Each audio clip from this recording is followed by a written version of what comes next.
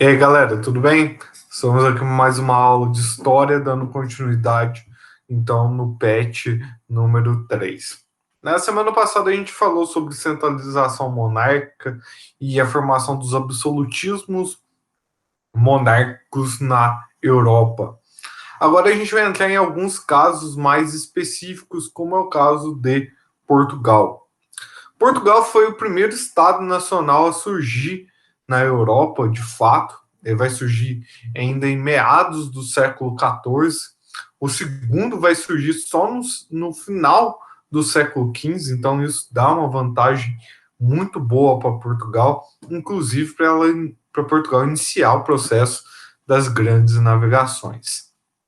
Bom, explicando como Portugal se torna então o primeiro Estado nacional da Europa, é preciso destacar que tanto Portugal quanto Espanha estiveram sua formação de Estado Nacional relacionada a uma guerra em comum, que é a Guerra de Reconquista.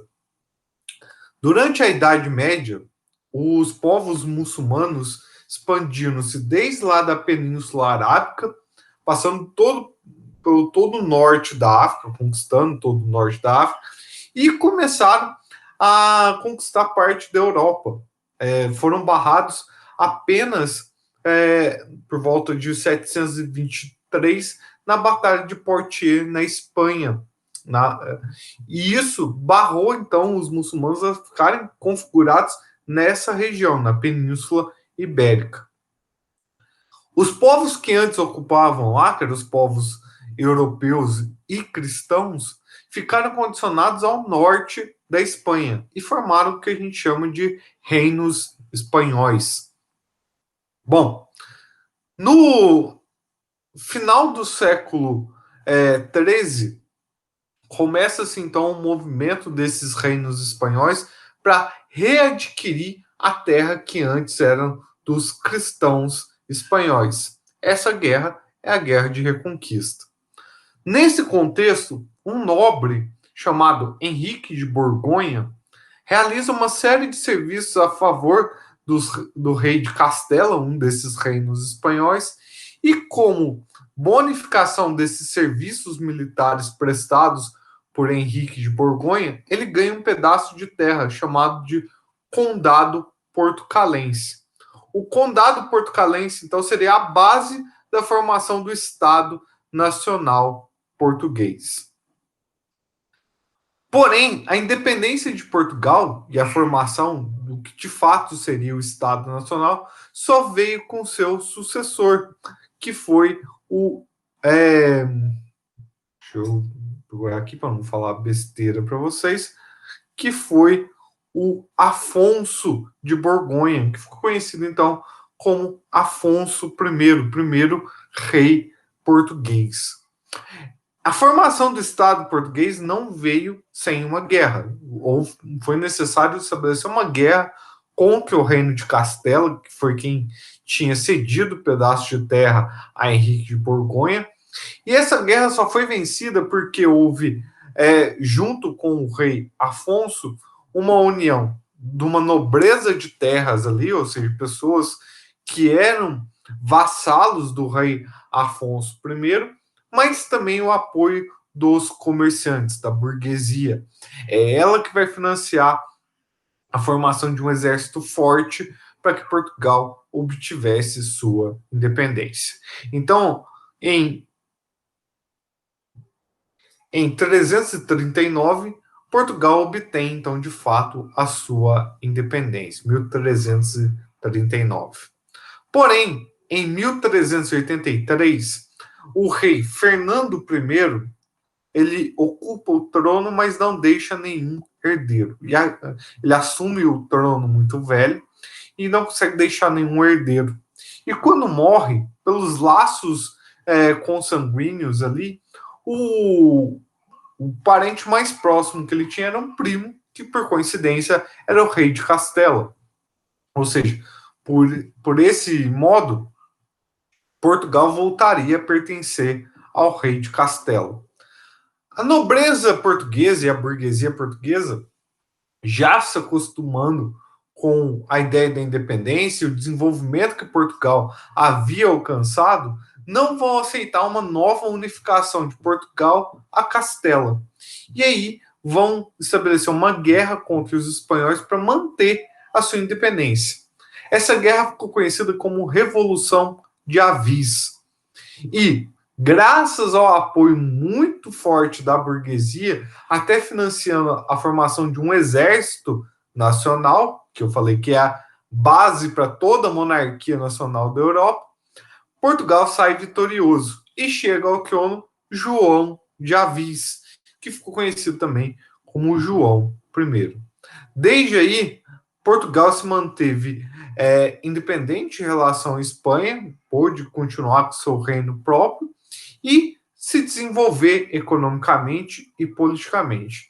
Só haveria uma nova tentativa de unificação entre Portugal e Espanha só no final do século XVI e durou até o início do século XVII. Mas isso é uma coisa que a gente vai falar mais lá para o final do ano. Bom, a Revolução de Avis, então, como eu disse, contou com um apoio muito forte da burguesia. Qual que é o interesse que a burguesia tinha nisso? A burguesia tinha o interesse de que o Estado português financiasse os negócios da burguesia, auxiliasse a burguesia a continuar a ter facilidades no seu negócio, e, inclusive, levando à frente o processo das grandes navegações, que a gente já falou em outras aulas. É importante, para as grandes navegações, ter um apoio estatal, porque é um empreendimento muito caro. Nem o mais rico dos burgueses conseguiria pagar sozinho um empreendimento como as grandes navegações. Já o imposto de todos os burgueses juntos, pagos ao Estado, poderiam financiar um projeto como esse. E foi o que Portugal fez.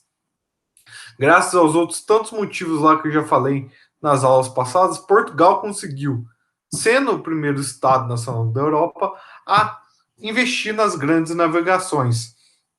E o primeiro caminho tomado por Portugal vai ser o contorno do continente africano, conhecido como périplo africano. Isso já é desenvolvido já no final do século XIV, ou seja, desde lá do final do século XIV, Portugal já estava ciente das grandes navegações, já estava começando a realizar suas primeiras viagens, porém, só no final do século XV é que Portugal vai conseguir atingir o objetivo principal, que era chegar às Índias. Ou seja, precisou de um tempo muito grande aí para Portugal desenvolver todo esse conhecimento marítimo. Bom, deve-se levar em conta também que o tempo levado por Portugal foi em grande parte sustentado pelas grandes alianças que os reis portugueses estabeleceram ali na Europa. Uma das grandes alianças que Portugal vai estabelecer vai ser com os reis ingleses, com a Inglaterra. Vários casamentos vão ser arranjados entre nobres portugueses e nobres inglesas, a fim de fortalecer os laços militares de Portugal. Portugal é um país pequeno, para dar conta de todas as guerras ali na Europa por luta de territórios, precisaria contar com uma vantagem ali que a Inglaterra poderia fornecer. Então, essa é a grande sacada de Portugal a partir da formação dos Estados Nacionais, formar alianças militares para ele se manter ali intacto dentro da Europa. Bom, gente, a aula de hoje fica por aqui. Espero que essas aulas estejam ajudando vocês a fazerem as atividades, tá? Eu tenho notado que nessa sala tem se diminuído o número de atividades entregues, tá? O pessoal que estava entregando antes parou de entregar. Eu fiquei sabendo de alguns problemas de celulares que alguns alunos tiveram. Vou até mandar o material já na terça-feira para esses alunos, mas dos demais voltar a correr atrás. Vocês estão deixando acumular muita coisa. Eu sei que alguns estão pegando material impresso na escola. Então, esse recado eu sei que exclui essas pessoas que estão pegando apostila impresso. Mas aqueles que têm acesso à internet em casa, tenta botar isso em dia, me envia na semana certinho para não ir acumulando. No mais, eu espero que vocês estejam bem, vocês estejam se cuidando, fiquem bem e até a próxima.